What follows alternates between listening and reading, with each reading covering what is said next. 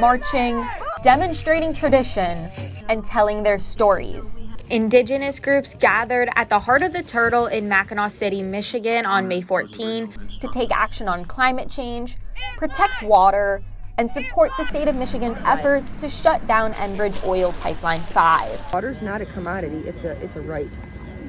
I'm here in Mackinaw City, where behind me the Enbridge Pipeline 5 runs in the Mackinaw Straits, which some groups say poses a threat to the water supply. When the oil will spill, because it's when, it's not if, where it would go and what would happen, you know, it would destroy people's livelihoods as well from an economic perspective. But from a personal perspective, it could, you know, contaminate the wells. Enbridge built Pipeline 5 in 1953. Its original lifespan, 50 years, according to the environmental organization, the Sierra Club.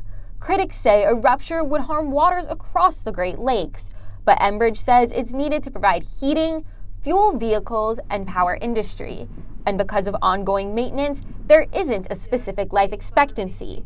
But now, they're looking to increase safety by replacing the pipelines in a proposed tunnel under the lake bed. In November 2020, an order from Michigan Governor Gretchen Whitmer mandated the pipeline shut down by May 2021. Enbridge ignored the order and filed their own lawsuit challenging state authority over the pipeline. Litigation is ongoing. There's a case we brought in federal court to prevent the state from taking action against the pipeline.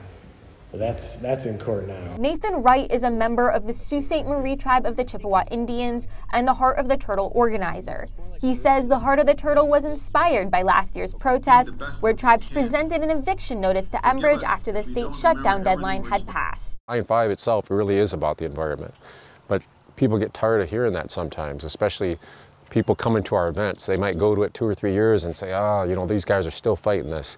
So we got to broaden it. Keep going to protect Lake Michigan's water. Water is such a beautiful thing for us, such a meaningful thing. I mean, that whole thing of water is life. Fresh water needed for life, but also an important part of Indigenous tradition. These waters are, like I mentioned when I was talking, it's our first relative. She's been here all along. So I grew up, you know, skipping rocks and playing in the water, not really realizing how important she really was until I got older. To preserve for the future a connection to the past. Our ancestors gave themselves to those waters time and time again, and we have to remember that connection. Caring for the water from their ancestors who did not have the voice to stand up for themselves. A lot of us didn't know about it, and then you have people saying, well, how come you didn't say anything about it then? Because we didn't know about it, you know, and plus we were a lot more oppressed back then than what we are now. But Enbridge says they're dedicated to working with the Indigenous community. Our door is always open. For some in Indigenous communities, activism against the pipeline isn't just to keep the water safe.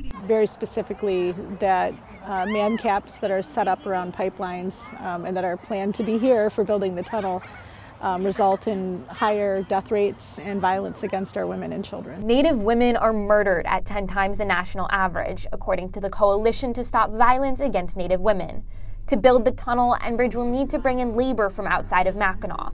Bird says this will lead to the creation of man camps, or the sites where these workers will live, and increase the risk of violence to Indigenous women. It is the highest reason for death amongst our population right now. And so when you exacerbate that by putting a man camp in the middle or near an Indigenous community, that means danger for us and our daughters, our elders, and our loved ones. Duffy says Enbridge wants to address these concerns by working with the Indigenous community to train any workers brought into the area. But when asked about how that collaboration will work, I don't know the answer to that, but you know, as we move along in the process of the project, I think we'll get to that. For demonstrators, these promises are not enough to keep their people and water safe. Encroachment on the water by Enbridge and by pipelines is part and parcel of discriminating against our people. And for those at the Heart of the Turtle, a day of protest. This crisis that we're in is happening now. We can't wait. With a continued call for action. We can live without energy, we can live without material comforts, but every single living being on this planet needs the water. Gabrielle Coriati, Medill.